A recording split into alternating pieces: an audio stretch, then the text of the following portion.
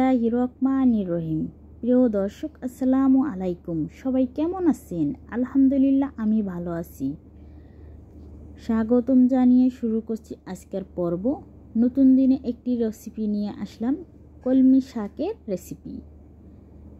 কলমি শাক তো ভাজি সবাই করতে জানেন, তবে আমি যেভাবে ভাজি করি আপনাদের মাঝে এভাবেই শেয়ার করব। কলমি শাক কিন্তু সবাই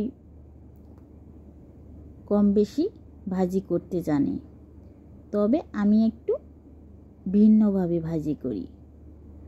আর এখানে আমি কলমি শাক একাটি নিয়েছি। আমি শাকটা এখন কেটে নিব। শাকটা একদম বটিতে কুচি করে নিয়েছি। আর শাকটা আমি ধুয়ে পরিষ্কার করে নিয়ে এসেছি, আর এখানে জালিতে দিয়েছি, কারণ পানি ছড়ানোর জন্য। যেহেতু শাকের মধ্যে প্রচুর পরিমাণ পানি থাকে, তাই আমি জালিতে ধুয়ে নিয়ে এসেছি। এখানে আমি কড়াই বসাইছি, কড়াইতে আমি শাকগুলো দিয়ে দিচ্ছি। চুলাটা অন করে দিয়েছি, আর শাকগুলো আমি এখানে দিয়ে দিলাম। দেওয়ার পর এখন আমি এখানে মরিচ দিয়েছি। আমি এখানে 15-20টার মতো মরিচ দিয়েছি, 15টার মতো মরিচ দিয়েছি। আর 1/4 কাপ পেঁয়াজ কুচি দিলাম, রসুন কুচি দিয়েছি 7 থেকে 8টা কুচি করে, স্বাদ মতো লবণ দিয়েছি। দিয়ে আমি কিছুক্ষণ শাকটা সিদ্ধ করে নিব। শাকের মধ্যে কিন্তু কোনো রকম পানি ব্যবহার করি নাই, আর শাকের মধ্যে আমার পানিও বের হয়নি। দেখুন, 3 মিনিট পর আমার শাকটা এরকম হয়েছে। আর শাকটা এখন আমার অনবরত নেড়ে যাব। যেহেতু আমার শাকের মধ্যে কোনো রকম পানি বের হয়নি, তাই আমি শাকটা অনবরত নেড়ে যাব, না হলে নিচে লেগে যেতে পারে। আর শাকটা ভাজি করতে করতে আমি এখানে আপনাদের একটু বলছি, যারা এ পর্যন্ত আমার ভিডিওটা দেখছেন প্লিজ একটা লাইক দিবেন। যারা লাইক দিয়েছেন তাদেরকে অসংখ্য ধন্যবাদ। যারা দেননি তারা প্লিজ একটা লাইক দিবেন। আমি সবার ভিডিওতে লাইক দিই, কারণ আমার আপু ভাইদের ভিডিওতে সবার লাইক দিয়ে দেই। এখানে কথা বলতে বলতে শাকটা সিদ্ধ হয়ে গেছে, এখন আমি তুলে নিয়েছি।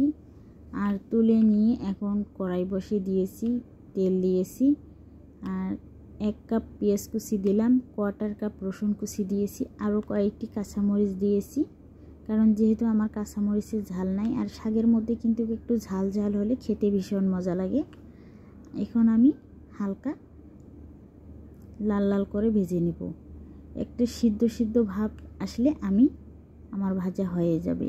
এখানে আমি 2-3টা শুকনো মরিচ ভেঙে দিয়েছি। এটা শাকের মধ্যে খেতে ভীষণ ভালো লাগবে, তাই আমি একটু দিয়ে দিচ্ছি। আর এখানে আমি ভালোভাবে চুলার আঁচটা কমিয়ে কিন্তু পেঁয়াজটা ভেজে নিচ্ছি।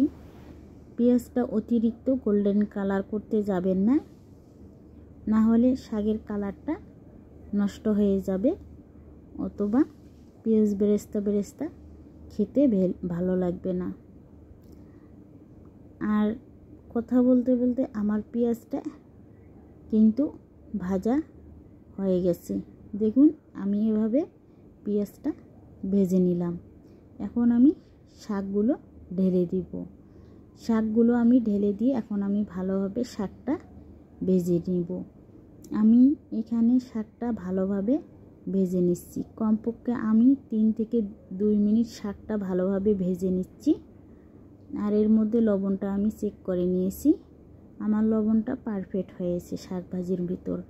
আর দেখুন, এভাবে শাক ভাজি করলে খেতে ভীষণ মজার এবং টেস্টি হয়। আপনারা এভাবে ট্রাই করবেন, খেতে অনেক মজা হবে। আর মাছ মাংসর থেকে এরকম শাক ভাজি দিয়ে ভাত খেতে ভীষণ ভালো লাগে।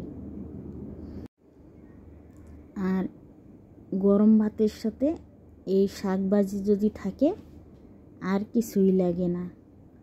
আর কথা বলতে বলতে আমার একদম শাক ভাজিটা প্রায় হয়ে গেছে।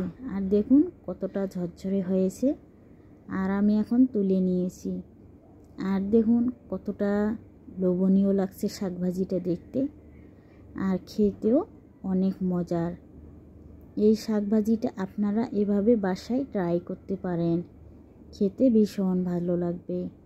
আর কলমি শাক কিন্তু এমনিতেই অনেক উপকারিতা আছে। আর কলমি শাক ভাজিটা কিন্তু খেতে ভীষণ টেস্টি। আর যদি ভিডিওটা কোনো অংশে ভালো লাগে, আমার আপু ভাইদেরকে রিকোয়েস্ট করছি, প্লিজ একটা লাইক দিয়ে ভিডিওটি কন্টিনিউ করবেন আর সাবস্ক্রাইব করে আমার পাশে থাকবেন। সবাই ভালো থাকবেন, সুস্থ থাকবেন। আল্লাহ হাফেজ। আসসালামু আলাইকুম।